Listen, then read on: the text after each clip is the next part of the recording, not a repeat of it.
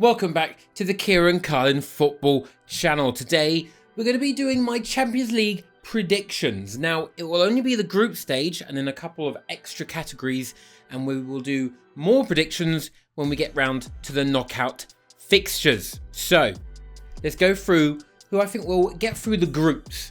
Group A, Ajax, Liverpool, Napoli, Rangers. Ajax, how are Ajax doing at the moment? Are they doing well? They've lost a lot of people. Okay, they're top and they've conceded 3 and scored 16. I'm going to go for Liverpool and Napoli. Can I go for Napoli? It's fun having Rangers back. It's fun having both the Scottish teams back in the Champions League. That's good fun. But are Rangers going to get through? I don't think they're quite good enough.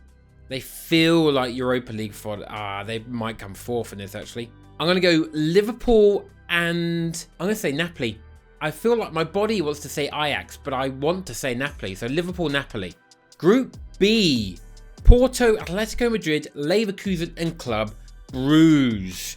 I'm going to go for Atleti, obviously. Then Leverkusen, they've really struggled at the beginning of the season. But will that continue? Because they should be good enough to get out of this group. I think they might not though. I'm gonna go Atletico Porto.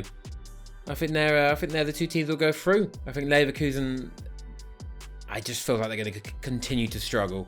So sadly, the German club not going through. Speaking of German clubs, Group C, Bayern, Barcelona, Inter, and Victoria Plzen. Quite obviously, Victoria Plzen are going to come through. They're going to finish first and second. They're going to boss it. They're going to go unbeaten to the final. Bayern and Barcelona. I feel like that feels quite obvious. Inter might throw out some troubles, but I just think Barcelona and Bayern are much stronger than them both. Barcelona might get dicked. They might get dicked. I can picture them losing to Inter. I'm not quite convinced about Barcelona's defensive abilities at the moment, but I feel like with Lewandowski there, I feel like they'll get through. I feel like it'll be Bayern and Barcelona. Group D, Eintracht Frankfurt, Tottenham, Sporting and Marseille. This is a fun group. So Tottenham, they'll go through. Definitely the best team out of the 4. I think Marseille are doing quite well at the moment. They're unbeaten. Neck and neck with PSG. Scored 11 less goals, but PSG have scored 24 goals in 6 games. Fucking hell. But can Marseille continue that form? They'll beat Sporting. I reckon they both fancy each other against each other there. But I'm going to go, I think I might be a bit biased, but I'm going to go Tottenham, Frankfurt. But I do feel like I want to go Marseille actually. You know what? I'm going to go Tottenham, Marseille. Tottenham and Marseille to get out of Group D. Group E, AC Milan, Chelsea, Salzburg and Dynamo Zagreb. I reckon Chelsea are going to struggle because they seem to struggle every single game at the moment. They're not good. They've had one good 45 minutes and it was like, 1-1 still at half-time against Spurs. I'm going to go for Milan and Chelsea, but I don't think it'll be particularly pretty. I think it'll be closer than most people would think. Group F, Real Madrid, RB Leipzig, Shakhtar Donetsk, and Celtic. I'm going to go for, quite obviously, Real Madrid. And the second team, I'm going to go for Celtic. Wildcard bitches. They're going to be buoyed feeling back in the Champions League. RB Leipzig, they're a bit topsy-turvy at the moment. They're not quite hitting the form they need. So I feel like they're going to struggle in this. I don't know too much about Shakhtar, but I imagine Shakhtar has just had their squad decimated by other teams buying the players because of the ability that they could just cancel their contract because of the war. So I think Celtic are primed and ready to finish second in the group. Impressive. Let's see if they can do it. Group G. Manchester City, top. Sevilla, Dortmund and Copenhagen. What a fun group. I'm excited for this group. Usually the group stage is dead boring. This looks like a laugh. Now, who do I back? Dortmund once again, they're also not convincing at the moment. They're really struggling. They're sort of, they might get 1-0 win here or there, but they're not blowing teams away at the moment. Copenhagen bottom. I can picture Sevilla finishing second, but then they wouldn't be in the Europa League, which would be devastating for them because they love the Europa League. But I think Sevilla come through second. I think it's Man City and Sevilla. And the final two teams to get through in Group H, PSG, Juve, Benfica, and Maccabi Haifa. Well, it's going to be PSG. And could it be Benfica? It's not. It's really not. It's going to be Juve. That feels pretty obvious. That was. I was hoping for a more exciting final group to guess, but apparently not. PSG, Juve. Now, top scorer. Not in the group stages. This is across the entire competition. I've got two names bounced around in my cranium. We've got the big man Erling Haaland. And we've got Benzema. Now, Benzema has a strong case, okay? He's got the experience. He's got a shit ton of Champions League goals before. And his group, they've got Leipzig, Shakhtar and Celtic. I feel like he's going to have a field day in at least two of those games. I reckon he gets 3 against Leipzig.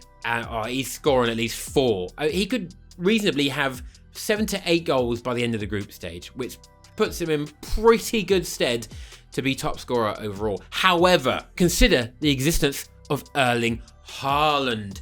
10 goals in 7 games for Manchester City Football Club. He is killing it. He's a monster. And you know what he lives for? He lives for the Champions League. That's his thing. Not everything is his thing, to be honest, but this is his thing. He already has a truckload, a lot of goals. I can't remember the right term, but a shit ton of goals in the Champions League. He's getting, it's probably reasonably similar to Benzema, but I reckon he's going to be the extra edge Man City need in this competition. The extra edge that we need to get to the final and fuck it up again. He's going to be primed and ready. You've got the old player curse, which just exists all over the world in football. He's going to play Dortmund. He's going to score double hat-tricks. It's just how football works. I don't make the rules up. It doesn't matter if you're a centre-back. You play against your old team for the first time, you score a goal. Richard Dunn did it. It's how the football universe works. So I'm going to go for Erling Haaland. I'm going to back the boy. To be top scorer. Next up, I'm going to pick the team that I think are going to be the biggest underachiever in the competition. Now, this is difficult because it's relative to how you expect a team to do. So, say Real Madrid going out in the semi-finals, to be honest, quite, embarrassingly, would be an underachievement for them because they've won it so much. But Copenhagen going out immediately and not scoring a goal isn't underachieving because no one really expects too much. So I'm going to go for Liverpool Football Club. Now, they've been struggling at the beginning of the season. They can't quite get into gear. And in their group, they have Ajax, Napoli and Rangers. There's some tricky fixtures. Now, I think they should get through the group, but I can picture them going out at the first attempt in the round of 16, which, considering their European pedigree, would be an underachievement. Liverpool for biggest underachievers. Next up, we have overachiever. And I've already mentioned them before, but it's going to be Celtic. Celtic are going to overachieve. Just getting out of that group will be an overachievement. I reckon they probably go out in the round of 16, to be honest. But getting out of the group in the first place is a wild overachievement. So fair play if they do it. I don't know why I'm saying it like they've already done it, but hopefully that'll be fun. Now we come on to the big one, the most important one, the final and the winner. Manchester City Football Club and Real Madrid. They will be the two teams in the final. Where is it this year? Is it Istanbul? I've got no fucking clue. Ataturk Olympic Stadium. They're running it back to Istanbul. I'm going to go for a Real Madrid win. I don't see a world where Real Madrid reach the Champions League final and lose it. There's no way to believe they could even lose a knockout game at this point. After the shambles last year, I cannot see a way that they managed to not win this competition.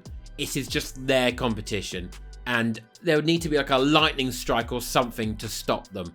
it's inevitable, and it's just boring, to be honest, isn't it? People picking City to win the Champions League, I don't know what... We get grief for it every year by not winning it. Yeah, at the same time, everyone's like, oh, well, yeah, I can't really see past City winning it. We won't. I guarantee you, we won't. I hope we do, don't get me wrong. But it's an elusive little bugger, and it's just the one we can't get, and that's just how football works. We can get the rest, but we're struggling to get this one. And sometimes that's the way the cookie crumbles. Football is about stories and different storylines, and our storyline is struggling to get the Champions League trophy. But one day we'll get it, and how sweet will that be? I might be like 40 at that point, but god damn. Oh, how good will it feel when we get it? Oh, it'll be beautiful. Finally, we'll be like, oh, hello boys, welcome to the club. And then everyone will be like, well, you should have won it anyway. You've only won one. And then that's just football in a nutshell, isn't it? I've been your boy, Kieran. I hope you enjoyed this video. I will see you in the knockout rounds, hopefully. Bye.